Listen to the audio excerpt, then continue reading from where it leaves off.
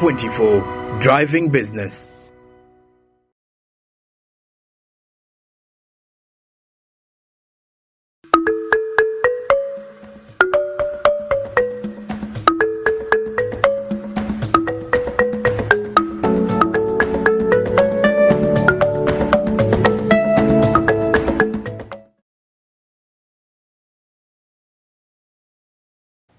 Well, good to have you back, and many thanks for joining in. And for those who have just come on board with this live broadcast, we are giving you a simple breakdown, I should say, of the national budget for the financial year 2023-2024. This program is proudly brought to you by Siatini Uganda, and of course, we are giving you in what you could call a breakdown, analytical conversations rotating around how you benefit from the national budget, and of course, which key priorities are in the budget that you didn't know about. And of course, together with my guests in studio this morning, we will be breaking down more of that.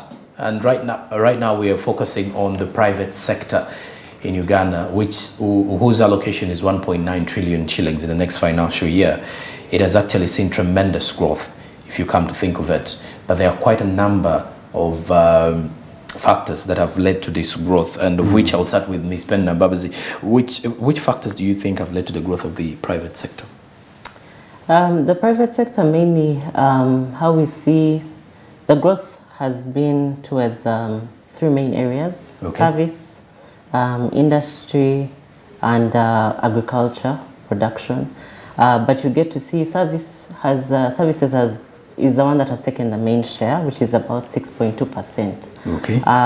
But for areas of agriculture, which is a 5.0%, and also for industry, which is at 3.9%, those are the main crucial areas that we feel that are still trying to grow.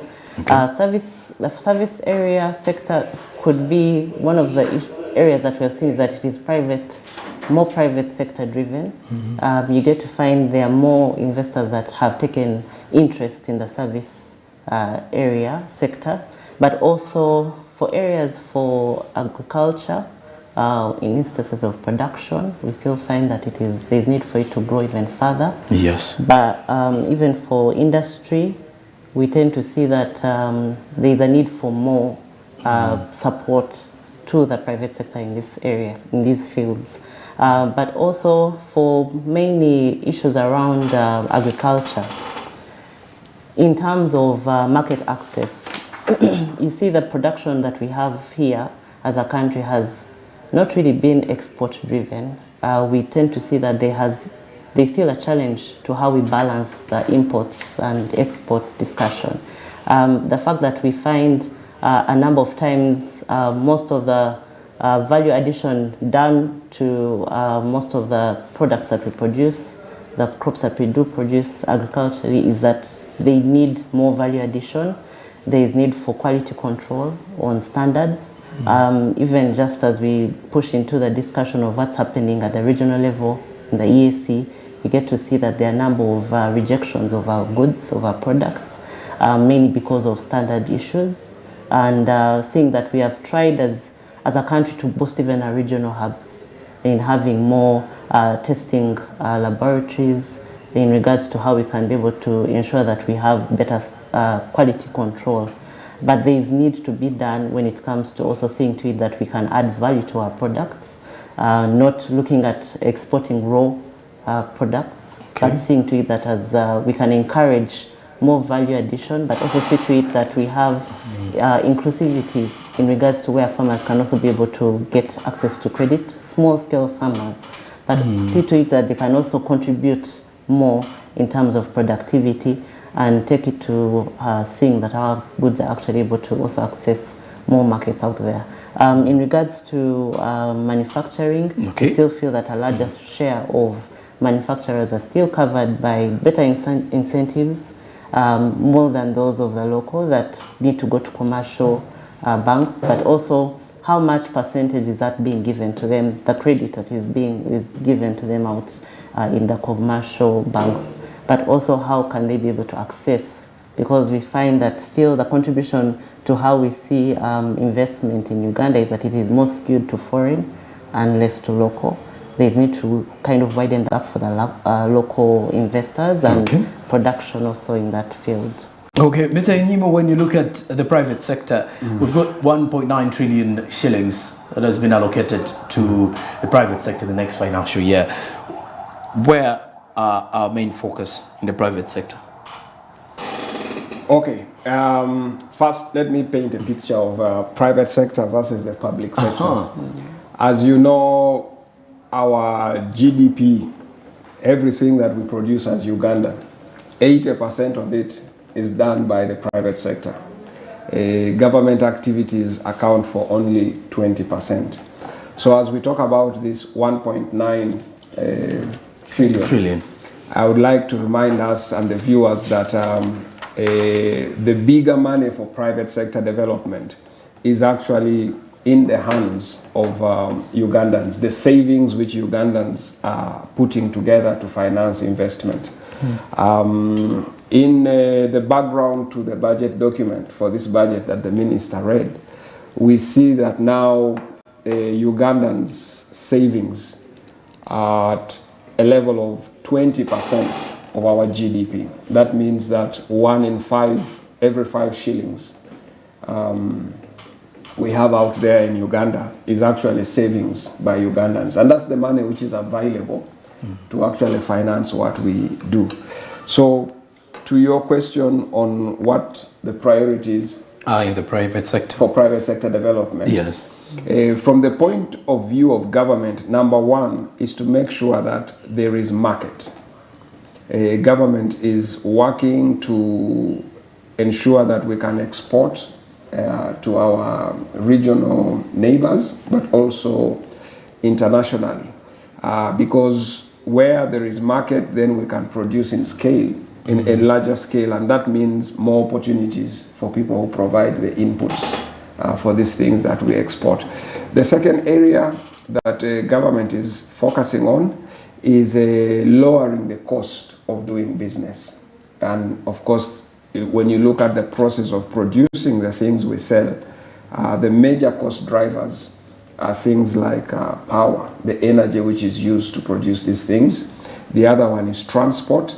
Then of course, communication, so lowering the cost of internet and making sure that the workforce that works in our factories and our businesses can produce more with less time they put in. So we are working on infrastructure, continuing to improve the road network and developing the railway system to make sure that these goods can be moved at a cheaper cost, and also using alternative means of transport like water. There's a lot of money going to make sure that we take advantage of our water bodies to move these goods.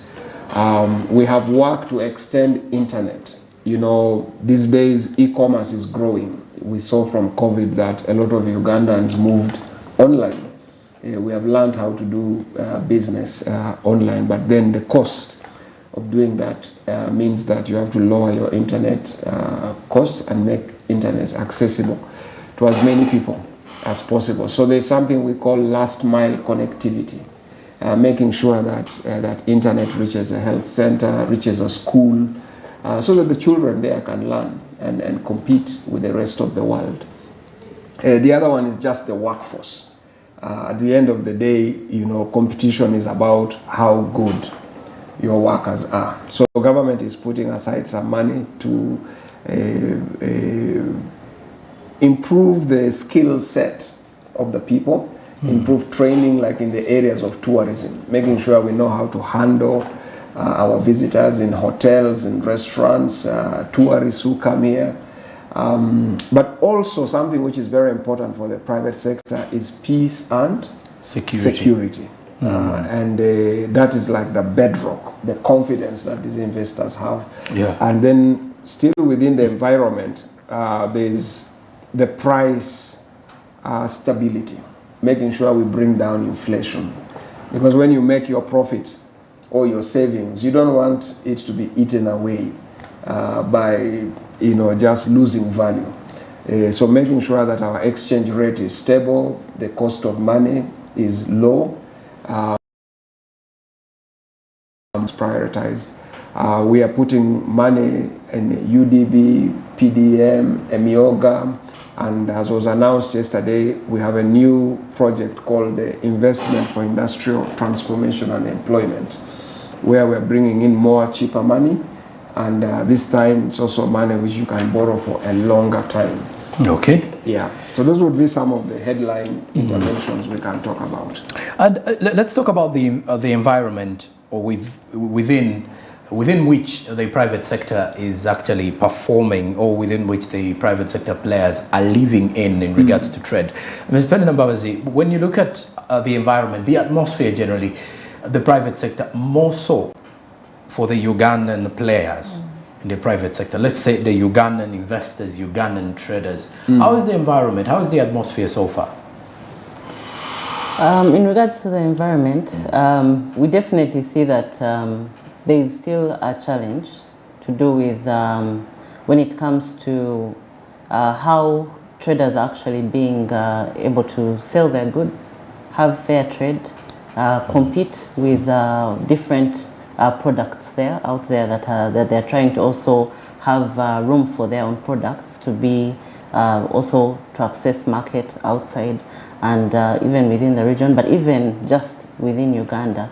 There are a number of different standards that have been put for them to meet, and some have failed to actually ensure that they do adhere, because some of them are costly. Some of them tend to impact how much they're able to invest in their own business, especially the small scale traders, the SMEs, those that are still trying to grow in the market. But also when it comes to local investors, just to say, there have been challenges. Even while they have had room to take advantage of some opportunities, they still need to ensure that we still encourage local investors to be able to thrive in the environment, as opposed to encouraging so much of the foreign. And given the fact that we know that some interventions that have been made to kind of bring local investors on board are a bit costly. How able are they to access that with the credit that is also sometimes being given at a higher percentage, where they are unable to also pay back in time? Some of their goods have been restricted in being able to access different areas or markets outside Uganda. So there are challenges to do with how well the environment is meeting some of these grappling issues to do with business, the cost of business, but also how they survive in the market, their products being put on the shelf. Of course, we know there are counterfeit products that have also come out to see to it that they are kind of deterring from the standards that we have put as a country. But there is need to ensure that we can still encourage those that have been able to meet those standards, or those that are trying to access credit, to kind of be able to be given that leeway to ensure that they can contribute and also have incentives for them to see to it that they thrive in this environment. Also, in regards to when it comes to ensuring that they also have their businesses survive, given the fact that as a country we know that there are so many players. Government itself is also a player when it comes to certain aspects of the economy. So you tend to see that most of the times there is a competition between the private sector and the public sector. Yeah. And you find that even for areas that have always been raised as issues that tend to be slowly addressed by government, there is need to ensure that some of those get out of the way of implementation of even of this budget, but also to see to it that we can be able to support key drivers to the private sector and ensure that they're able to also not be on the tail end of receiving, especially our local investors out there. So we need to encourage it. It's not only about the big companies like Bidco that have kind of grown into this environment, but we need to see to it that we encourage also the small growing investors, those that could even have need more incentives to attract them to stay and stabilize in the economy and thrive, so as to actually also access outside Uganda. Okay, and indeed, when you come to think of it, we will need to expand private sector players' participation across the borders. Mr. Inimu, when I talked about the environment, it's something that triggered you really.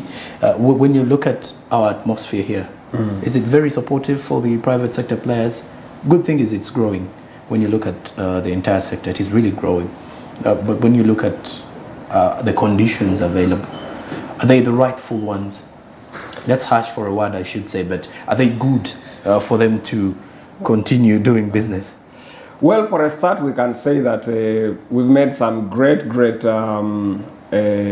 improvements, but because we aim to be a competitive economy, you always have to do more, because other economies are doing the same. Everybody is working hard to improve. So your question is two-sided. I think what you're referring to is the indigenous private sector, or the small and the micro and small enterprises in Uganda. We know from the latest labor force survey that 9 out of every 10 Ugandans who is employed in an informal business. And of course, when you are informal, you are shut out from a number of opportunities. Most times you don't have a bank account, maybe you don't have a tax identification number, and those are all critical identifiers for you really to capture certain opportunities. So the environment from a macro level, first of all, I think we have a very competitive macro environment. Inflation is being managed very well. The exchange rate is stable. Government has moved in very strongly on the cost of money, and we are doing major undertakings in terms of infrastructure. But when you speak to the kind of requirements for our people in the informal sector, then you realize that the challenges are to do with things like aggregation of produce. Making sure that when we produce our maize, we produce it, we can put it together and deliver it on the market at a competitive price. It is the skills, the carpenters, the juakalis, being able to get organized. So that environment requires that we help these players to formalize. That's why we are now issuing free tax identification numbers. We are also doing what we call mass enrollment, under Uganda business registration services, to make it easy for people to know that being formal is not a scare. It's not that government is just looking to get money from you. Government wants to support you, but it has to be able to recognize who is it dealing with. Okay? The other thing about that environment is market spaces. You see, government is building markets around the country to make sure that we can connect demand and supply. So the small traders have a place where they can sell their produce. And these are urban markets. Of course, the other thing is there are two big things that affect most of our rural population. It's disease, pests and diseases, and then drought and floods. So we are moving in big on that to make sure that we minimize the spread of these pests and diseases, and that we control for the quality of the inputs in the market. That when you spend money to buy, medicine for your cows or for your plants, it is medicine that works. Okay. The other one is irrigation, because with variations in weather, you can lose a crop, So making sure that there are simple technologies that help people manage to have access to water even during the dry season. Okay. Because those are the things that really shock our private sector, especially in the rural areas. Yeah. Well, understanding the budget as well, Ms. Penny-Mbabazi, when you look at some of the provisions within the budget, do we have those that will support entrepreneurship and also support the small and medium-sized enterprises in general? When in the budget, we know that there is some funding or financing that is going to be provided to SMEs, about $200 million US, and that is mainly also to ensure there is some concessional credit as well that will enable SMEs to be able to access, but also in terms of long-term financing. Okay. And even while we see that this is a good approach, it's one of the things that we need to see: how do those SMEs actually access the financing? What are the measures that have been put in place? The different maybe areas that could be for SMEs to strengthen on, while they may also get to hear this now or even kind of popularize it. They need to see to it that those measures are friendly to encompass a number of different aspects of people's businesses, ensuring that they're able to also see to it that it is targeting who it is targeting to, but mainly the players in it, whether towards the women, especially those who have struggled with having the businesses survive throughout COVID and even now, even the youth. But also seeing to it that we need to see more clear ways of also having accountability even after this.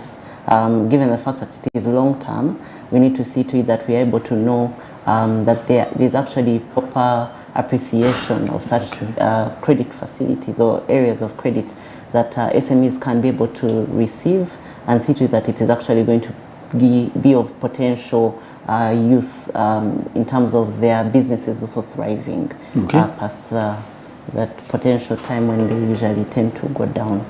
Mr. Nyimu, promoting entrepreneurship in Uganda here, that's big in regards to entrepreneurship, innovation, all those amongst the key priorities for the next budget. When you look at some of the provisions in there, do we have what it takes to support this sector, the SMEs? There are many elements in the budget that speak to that space. Okay. When we talk about innovation, one, that is of course a knowledge space. So government is prioritizing tertiary education and supporting the startups under the ICT space. The other thing that we are working on is to help with the certification of products. Because for you to trade internationally, our partners require that the goods you're bringing on the market have been certified as safe and fit for consumption. So we are making it easier for people who are innovating, trying out with new products, to have these products certified at a low cost. One of the things we have put money for in the budget is to bring the services of Uganda National Bureau of Standards closer to people, extending now the regional offices, Mbale, Mbarara, Gulu, so that when you work out a product, you're able to have it certified and you're able to put it on the shelves.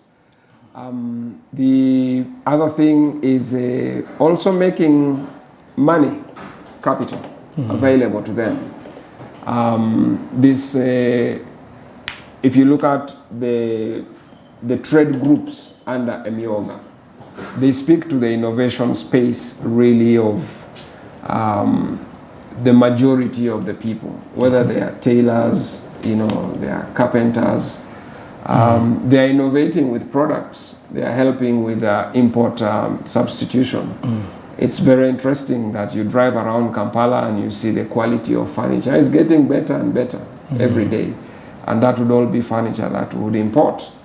And then making power available, ensuring that there is rural electrification, so that the innovation spaces and the productivity of these enterprises is improved, because then they can employ modern technologies to do the kind of things that they are doing. Okay. And then business development services. The budget for Enterprise Uganda was increased this financial year, so that these people who are accessing money for Emyoga and PDM, they can be supported with the soft skills they require for business, and that way their chances of succeeding in business are increased. So those are some of the interventions that I think I would mention with respect to the innovative space. Okay. Of course, we have new areas like the automotive industry, where we are providing leadership in solar-powered, public transportation. It is in the infant stages, but that's really where the future is for all these people coming out of school, and where jobs for the future will be competed for. It won't be in producing raw materials for export. Okay. Yeah. And when we return after the break, as we are summing up with these conversations, we will be looking at how the priorities will align with Uganda's long-term efforts that will derive economic development goals. But also, we are going to be sharing your opinions in regards to what you had to say on social media, for those that have actually sent in theirs, so that my guests can at least give a point, one or two, in regards to the same. But as we're continuing with our kind of conversations, please be reminded that this particular program, or these conversations, in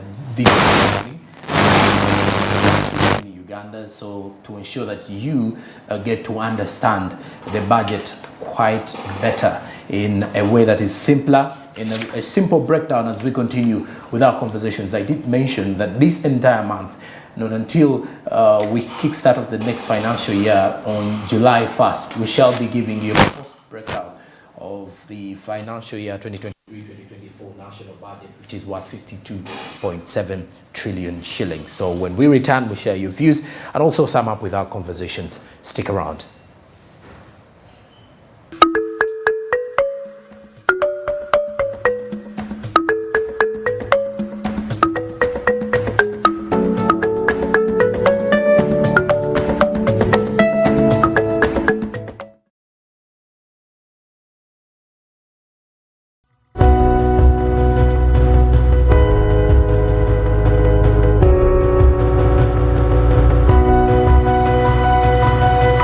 Smart 24, driving business.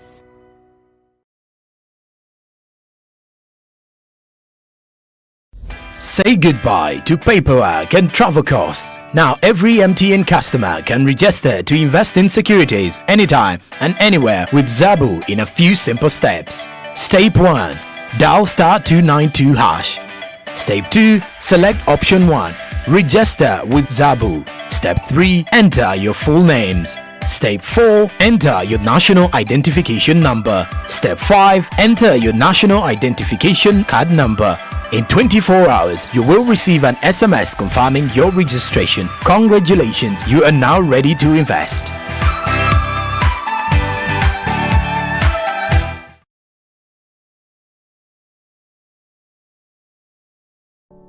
Luxury redefined at Seasand Hotel as you indulge in the splendor of elegant living fit for the royalty that you are. Step into comfort, pampering and blissful customer-centric service as you select from our range of comfy, exquisite living quarters furnished to meet with your royal preference. Surrounded by scenic beauty, our tropical setting allows you to escape the glamorous ordeal of city life. Our ambient green gardens will guide you to a place of revitalizing rest. The 3-star restaurant caters to your palate, serving your choice menu ranging from exotic cuisines to local delicacies. Our chefs will serve you full course meals for a truly out-of-this-world culinary experience. Our fully stocked bar to whet your throat, from renowned global brand whisks, brandies, gins, beers and wines to our locally celebrated beverages, you will not lack for any brewage. It's an all-new experience in the East at CSUN Hotel. So visit today at plot 15 to 19 Spire Road, Ginger, or contact us on +256 751 719 960 and +256 785 354 614 for reservations. CSUN Hotels, luxury redefined.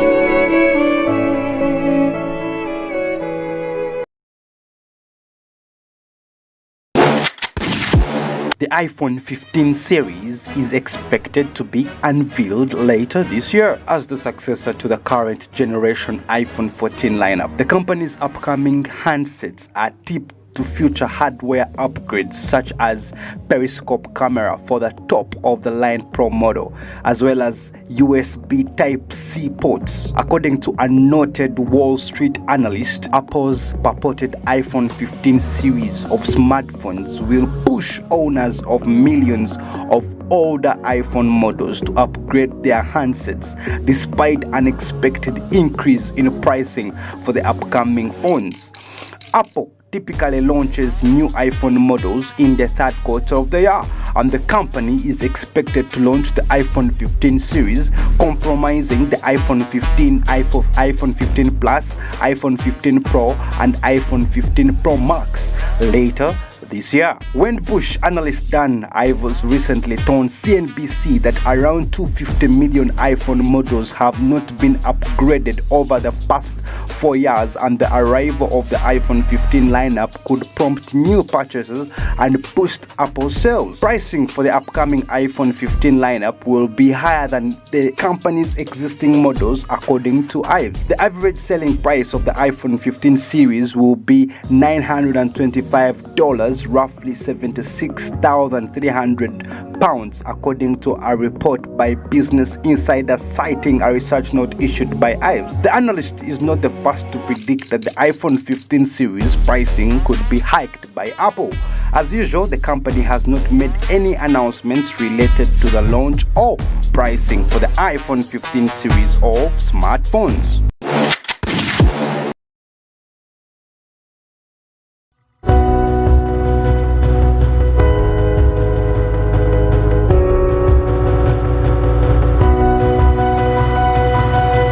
Smart 24, driving business.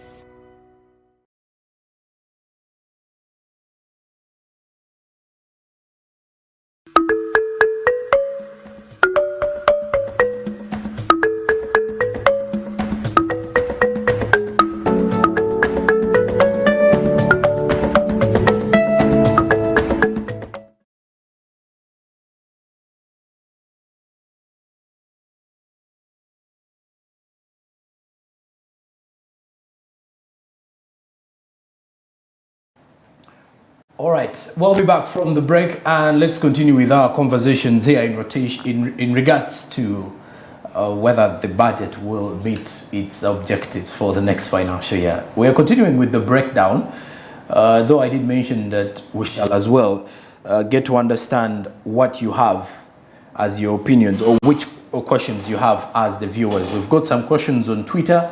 That is on the poll that was passed by at Smart24 TV now.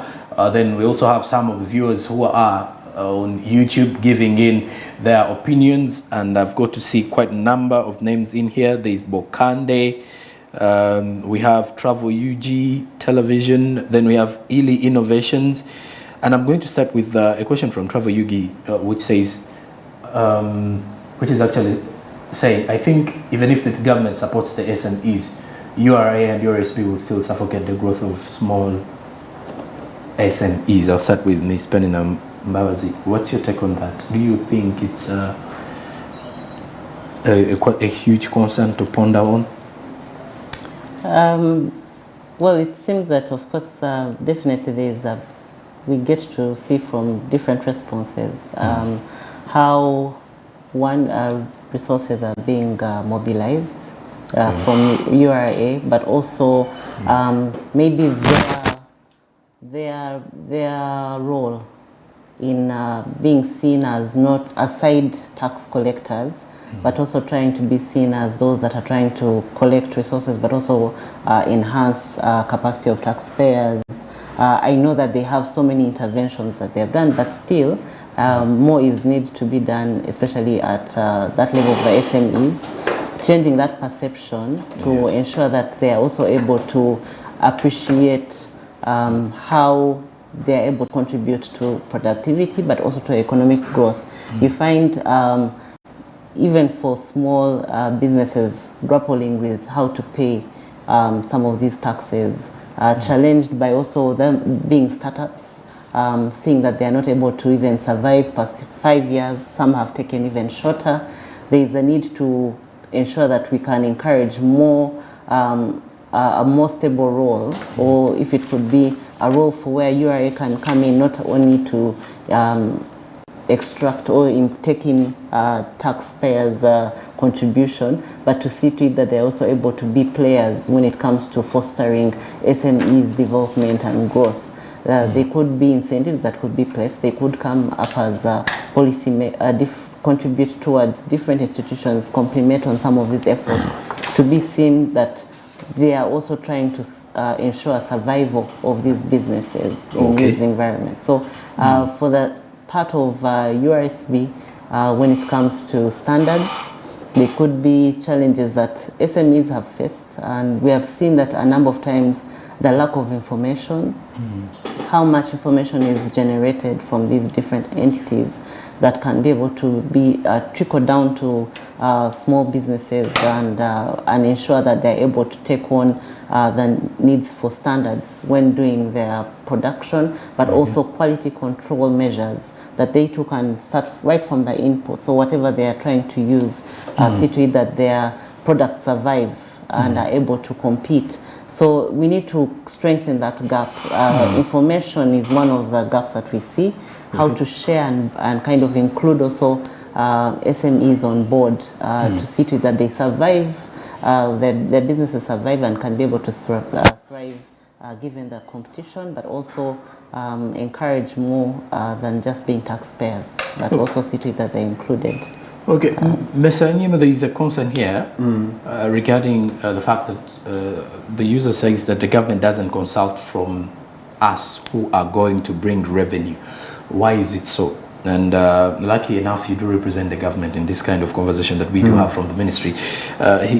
This does look like a question in regards to that will be so well answered by the Uganda Revenue Authority, but I think you can as well give us your side of, you know, from your side.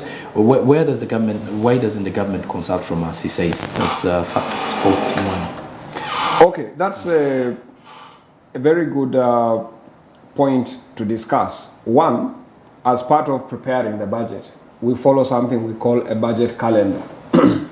And within that calendar, we provide for consultative engagements where we hear out the people whom we are preparing these budgets for.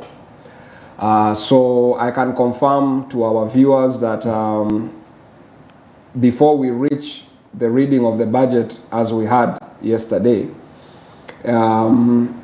we begin with a national budget workshop, which is brings together the different stakeholders from private sector, academia, the media, civil society.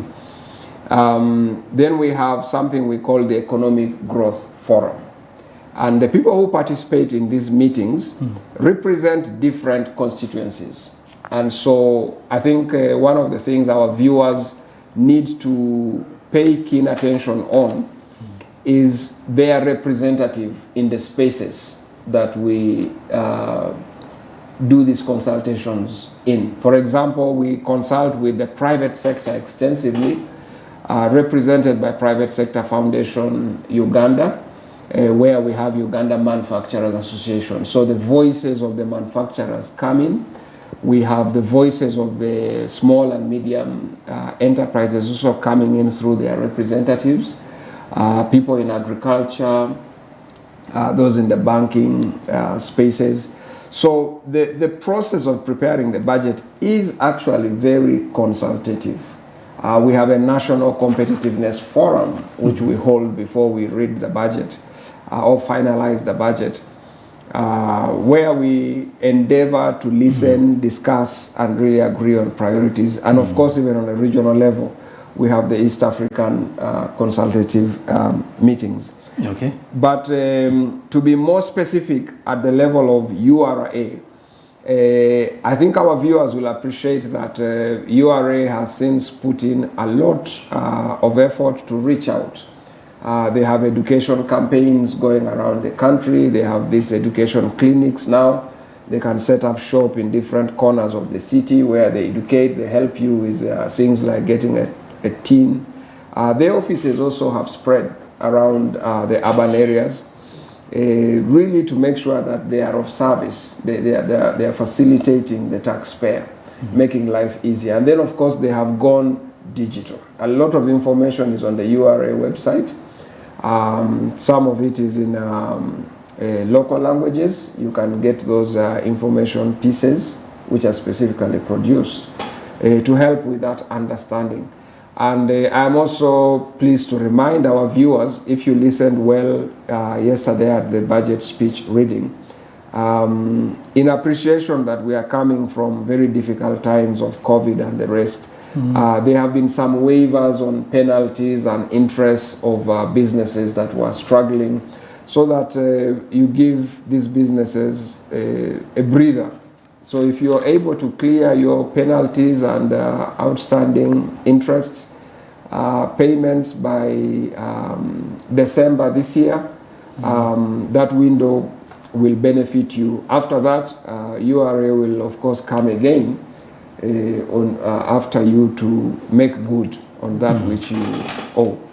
Okay. So I think that's really what I want to confirm, that the process of the budget, we endeavor to reach out and hear. Well, there's also one question that says it's also going to you. On the issue of PDM, why is it that the government never made a pilot study before implementing it? This is what Kizito Francis asks. I can confirm to Mr. Kizito that the PDM has benefited from many studies. As you are aware, the PDM is not the first affirmative program government is implementing. And so we took together the success lessons and also what we learned from failures from the past to inform the design of the PDF. So without having done a study in the name of the PDF, I can confirm to you that those lessons from our past affirmative action programs have served that purpose. Plus, I want to encourage Mr. Kizito, he can visit the website of the Ministry of Finance. There is a very good report there called the Poverty Status Report 2021, where all of these experiences are documented, both the successes and the failures, what worked and what didn't. And the PDM is a beneficiary of all of that. Okay. Now, let me get back to Ms. Penina Mbabazi in regards to our conversations here, as we await to see what else the other users or the people who are following up on the program had in regards to that. Do you think the budget priorities will align with Uganda's long-term economic development goals, and what strategies have been put in place to you to ensure that this comes to pass? We see, given the fact that we have the National Development Plan, I know it is one of the areas that government has raised a number of different interventions and different programs, and we know that there are some that it has been growing over time from the NDP 1 to the NDP 3, and now soon to be an NDP 4. But we called for at least, given the midterm review of that NDP 3, there were challenges that as to how the interventions also were struggling to meet their intended outcomes, given the fact that we still see we have challenges in the economy in regards to areas of the private sector, how they're being included right from the SMEs. And we know that this national budget is trying to speak to those gaps, but also we need to see to it that in areas that have been prioritized when it comes to human capital development, we know that it being given that allocation of 9.9 trillion actually, there's I hope that we can be able to see to it that we do improve the skills at the workforce, but also income generation or incomes of these different people that are going to contribute to the economy. We need to see to it that they too can be able to have more resources to generate that income. Aside even from the interventions that are being placed, we know that so many are still grappling with issues to do with how they are able to actually sustain that income, given the changes in the economy. Already we know that in regards to agriculture, how well is it doing also for the small-scale farmers, but also service sectors that should be boosted, like tourism, and also access to markets for products that we are trying to produce and market, to have an export-driven economy rather than see to it that we are failing to actually also have accessibility of our products on the different markets that are out there. We need to kind of ensure that while the budget is speaking to a number of interventions or areas, they still need to keep the citizen to participate more, even in these budget month periods. We already know that there's so much gaps that we are getting to realize when it comes to involvement of the citizen. I know that there have been a number of areas that government has tried to improve, but we need to see it continue, because we know there's an open budget survey and some of these areas have been marked as challenges. Citizens' engagement and participation is one of the areas that we still need to strengthen. How well we're also able to improve the information out there. How well can we ensure that there's accessibility for a number of these different interventions that have been put in regards to credit accessibility? How can we make that information be popularized among us in the public, so that they can take advantage of these opportunities, but also see to it that we can ensure that we have value addition in our products, ensure that areas of intervention, for example, under the URSB, we know that there are staffing challenges or gaps when it comes to the different border point areas that they are trying to ensure our products get there, the testing laboratories to enhance standards and quality control, and even ensuring that we pull away from the discussion of it being more to have people-centered resolutions or interventions that can be tailored to ensure that they have a contribution and appreciation of government's efforts. Okay. Now, Mr. Inyemu, when you look at how do the budget priorities align with our long-term economic development goals as a country, and which strategies have been put in place first by the ministry, then by the government too? Okay, thank you. I will take opportunity to remind our viewers that our long-term aspirations as a country are contained in a document called Vision 2040. Okay. And in that document, we have a national vision, which is a transformed Ugandan society from a peasant to a modern and prosperous country within 30 years. So we are now in 2023. We have 17 years to go. And the aspirations that are in there, we bring them closer. We actualize them through these 5-year plans called the National Development Plan. So currently we are implementing, of course, the third.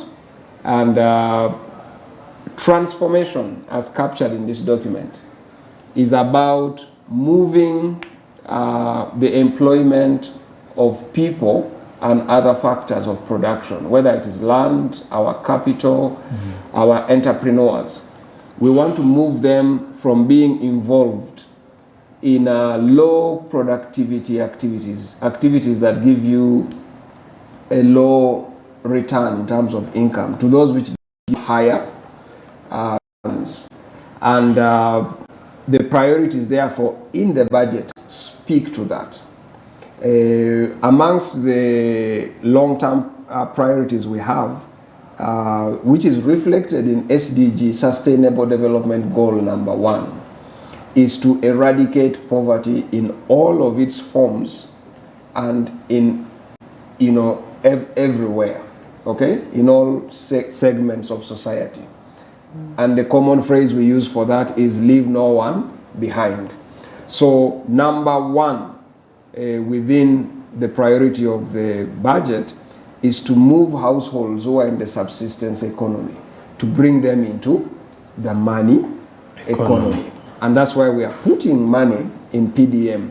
But for the money we are putting in PDM to do what it's supposed to do, there have to be people who can buy what these households are producing. And those are largely the manufacturers and the exporters. And therefore, the priorities that we see in the budget to support our manufacturers and exporters to provide the market for interventions at the level of farmers and small businesses are also on infrastructure, the cost of money, and export markets. So these priorities follow that logic. It's about socio-economic transformation, raising the productivity of people, and skilling the labor force, because the more educated and the more skilled you are, the higher the return on your labor. I've got another question from YouTube here. Samuel Chintu Chisambira says, how best will the government protect and monitor the budget this time around? Because we, the common people, don't have a hand in fighting the challenges that hinder the plans. Okay, let me begin with that statement that we, the common people, don't have a hand in fighting the challenge that, I'm not sure what that word is. That hinders. That hinder the plan. That hinders the plan. Yeah, I think first of all we have to correct that notion that we, the common people, the common people are very, very powerful. Through their elected representatives, they can change the course of the quality of service delivery. So I want to encourage that particular person who asked, what was their name? Samuel Chintu. Samuel. That you have a role to play. Working with the media, for example, we can, make sure that our service providers are responsive to the needs of the citizens. And how will the government monitor the budget? One, we rely on feedback from the beneficiaries of these public services. So if there are issues at the facilities that provide you with the services, it's important that you bring that to the attention of the relevant duty bearers for corrective action. But also, like I said earlier, we are digitizing a lot of our operations. E-government, for example, means that there will be a trail. We can follow who did what where. So we encourage you to take advantage of the electronic platforms that government has put out there. We are also making sure that we put out information, being very transparent and open with the way that information about the budget is put out. Well, as we are summing up as well with our conversations this morning, let's rush also on to the WhatsApp and see the messages that have been shared on there. The number has been +256 7005 06849 to see what the viewers have to say, so that we can at least run through some of those questions as well before we finalize with our conversations this morning.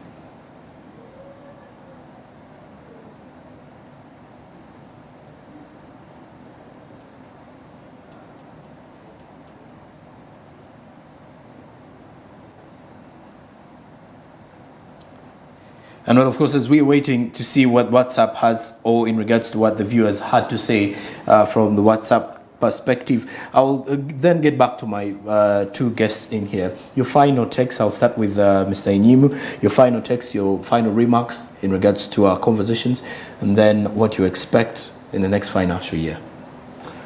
Yes, my final remark is just to make the observation that the development of our country has a public sector side to it, a role, and then there is a private sector role.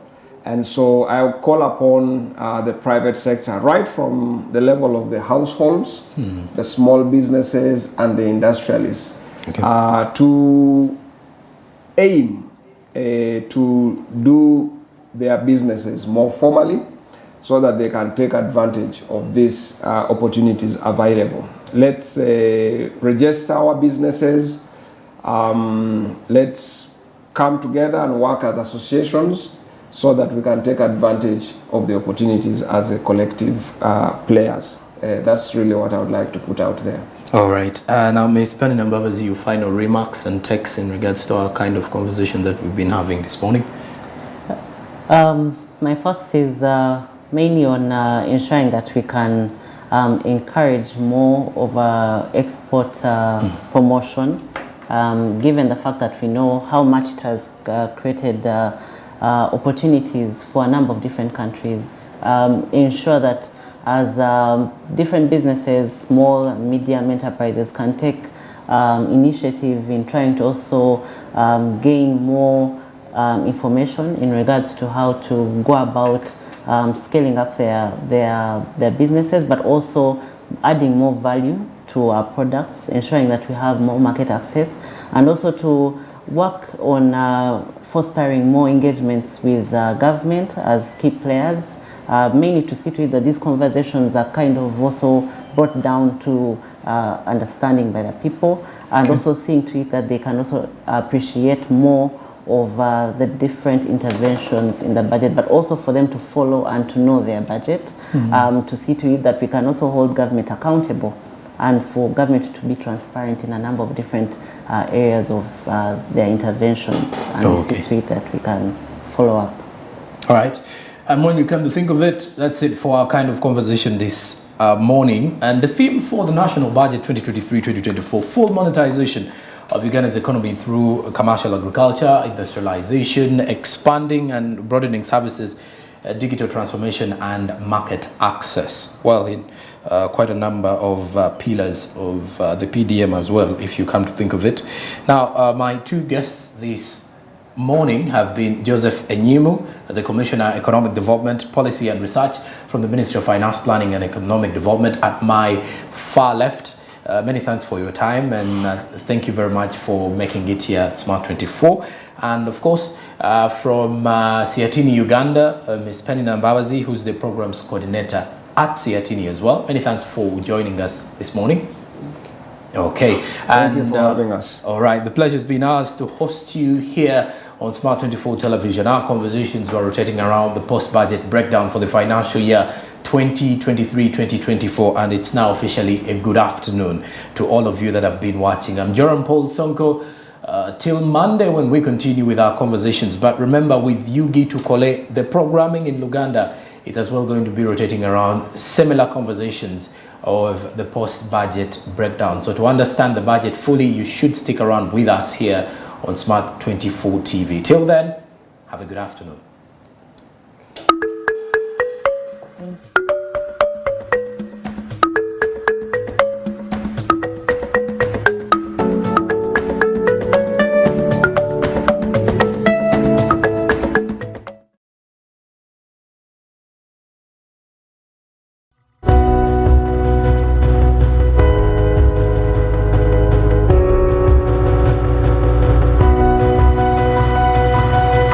Smart 24, driving business.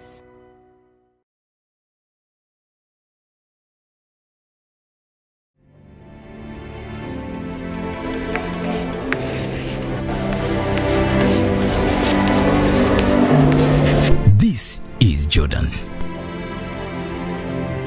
When it comes to classwork, Jordan is magic. Jordan shines. Jordan makes his peers better. Jordan is a true leader. White Star Magic family. Be a leader. Be magic.